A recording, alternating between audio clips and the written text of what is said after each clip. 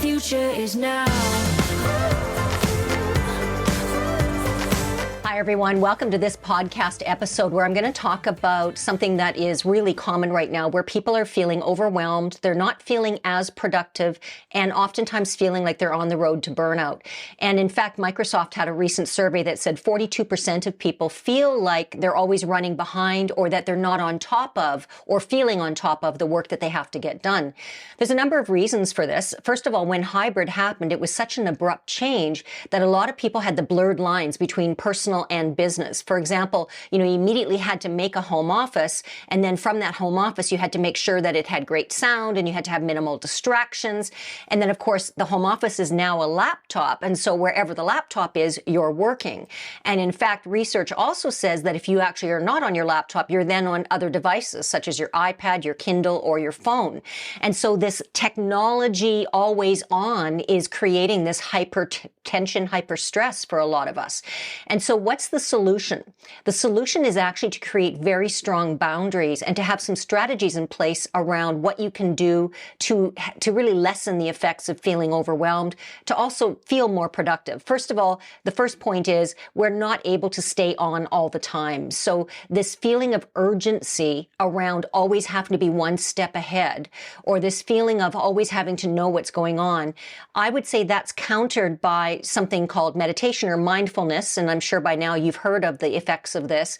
But when you do meditate or spend time in your quiet zone, that adrenaline rush of rush and trying to stay on top of things, it gets mitigated, it slows down. So then you realize that you can only focus on what's in front of you.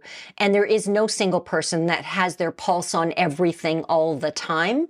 So that is a self-created stressor when we feel like we have to always be on, or we feel that we've got to be reading, learning, Googling, LinkedIn, all those things. It's more about prioritizing and then letting go, basically letting go and saying, okay, you know what, I've done the most I can do here, and I'm okay with that. So really getting okay with your level of productivity. When it comes to tasks that you've been assigned, it's really about co-prioritizing. What I mean by that is if somebody's given you a project, or you've been added to a project, or your boss has delegated something to you, it's really an opportunity to lead up and ask questions around priority. So you might say, yeah, I'm happy to be added to this project. However, I've also got these 3 other projects that you've assigned to me. Where does this fit in level of prioritization? And then you negotiate timelines. So is it okay if I get back to you on this one by Friday and this one by the 15th? And so you're negotiating and co-prioritizing with the people that you're sharing work with, or that work has been delegated to you, or projects that you've promised coming up. The other thing you want to do is block notifications when you're wanting focused time. So let's say, of course, Teams has the pop-ups where people can chat, and Zoom and all these tools that we have these little pop-ups that come up. You can actually block those if you need an hour, and you can actually put your do not disturb notification. And that just lets people know that you're taking an hour of focused time to motor through a specific deliverable. And I think that's one thing that people are underusing, is that block notifications or turning off notifications, or that do not disturb. I can tell you, I'm self-employed. On my phone, I do not have any alerts for anything. My social media, nothing. I go into LinkedIn, I go into my social media about once or twice a day, but I do not get the alerts when people are liking or messaging, because I just feel my tension and my adrenaline gets up as soon as that happens. So I just know that I want to be in charge of, I want to control the media, the social media. I want to control my technology. I don't want to be a slave to it. And that's the key to making sure we feel like we're on top of it and that we're not feeling overwhelmed. Another thing that's really important in this environment in hybrid is really being clear on our communication of expectations. So, what is it that you want from me to your boss or whoever's project leading with you? What are the deliverables? What time are they? How do we know if we've done a great job? What are the milestones of telling us we're on the right track? Almost like, in my opinion, everything that we're given as a project has a project management approach to it. So timelines, expectations, how do we know we're doing well? What do we do if we hit a snag? That's critical in hybrid, because what happens is, because we're out of sight, out of mind, a lot of times communication breakdown naturally happens, as does project management gets missed, and people miss their deliverables because it hasn't been put in a place, whether that's through your intranet or the software that you use in your workplace, or whether that's through a tool like Salesforce, which is what we use, where everything's in there and tracked, and you can see, who's been assigned a task and where are they at with it. That's really important, is leveraging project management skills and tools so that we are feeling like everything's on track. Another thing I would say is creating those micro moments of mind space. So during the day, we can be go, go, go, go, go. I'm guilty as charged. But then I have notifications and little reminders that I set, every hour. And it's like, take a breathing break, or take a walk outside for 5 minutes, or watch a cat video, something that takes us out of our work or that pressure zone or that pressure cooker feeling of having to just keep going and struggling through. I think also you want to counterbalance work with levity. We take things so seriously, right? It's like, and we actually still, I think in this day of hybrid and post-pandemic, there's a badge of honor for how hard we're working. I'm working so hard, and it's like we expect to get a badge or an award or something, when in fact, I have more respect and value for people who say, yeah, I'm on track with my work, and I took the afternoon off, or I took a walk, or I went for a hike.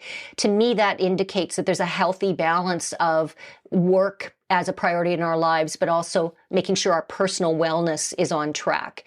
The other thing is, I would ask you is to examine your identity. Like, what is it that makes us want to always be on? What is it about this insatiable desire to always know what's going on? What do we, what's the FOMO? What do we have fear of missing out on? Really, in my experience, that whatever I need to know finds me. I mean, literally daily, usually in the morning and in the evening, I go through my Apple News, and almost everything you ever need to know is there as far as what's going on in the world. And then, of course, I read my regular publications related to business. So I'm constantly looking at World Economic Forum, Business Insider, New York Times, but not as I've got to be on top of it, more like that article in New York Times appeals to me because right now I'm working on this. But I can tell you, my identity is no longer that, my identity focused solely on my role in my work, such as a thought leader. If it was at this point, I probably would be on burnout and stressed out. My identity is much larger than that now. I am a nana, I'm a mother, I'm a puppy dog owner, I'm a hiker, walker, rural living, thought leader who has a healthy balance of life and work. And I think that when we expand our identity, we have less of that self-made pressure on performance or pressure on productivity. So I would really encourage you to think about these things and say, okay, am I co-prioritizing? Am I communicating really clearly where I'm at? And then also what the expectations of are those around me. The signs of burnout, by the way, irritability, less tolerance for people's diverse opinions, feeling like you're always tired, having no energy, tending towards wanting to blame rather than take personal responsibility and stay in that learn zone. Those are some signs of burnout. If we have any of those, I know for myself personally, because I have been in burnout in the past once, and it was enough for me to go never again. But when I see those signs, it's like, okay, time out. Time, Cheryl, you need to step away. Need to, and frankly, if I don't meditate daily, I can feel myself start to slip into those old sort of adrenaline rushed behaviors. So I hope you've gotten at least one tip or tool through this podcast episode. And I would love to hear from you if you've got any additional ideas. You can always reach out to me on LinkedIn or Twitter or YouTube and share with me your thoughts. But thank you so much. And we'll see you on the next episode.